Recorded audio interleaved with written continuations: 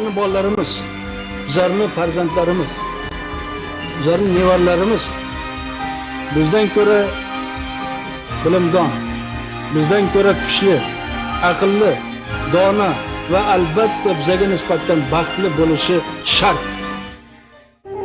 O'zbekiston Respublikasining birinchi prezidenti Islom Abdug'anovich Karimov 1938-yil 30-yanvar kuni Samarqand shahrida oddiy xizmatchi oilasida dunyoga kelgan. Millati o'zbek.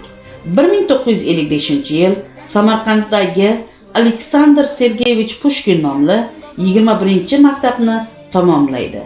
Maktab yillaridan boshlab ko'plab kitoblar o'qigan va uning maktab davridagi insholari sinfdoshlari uchun o'rnak bo'lgan.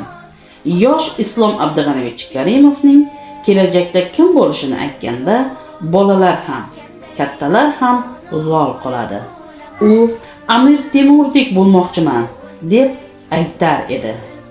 Karimovlar oilasida 8 farzand o'sib ulg'ayadi. Barcha o'g'il farzandlar oliy ma'lumotlidir. U rafiqasi Tatyana Akbarovna bilan 47 yil turmush quradi. Uning 3 nafar farzandi va 6 nafar nabirasi bor.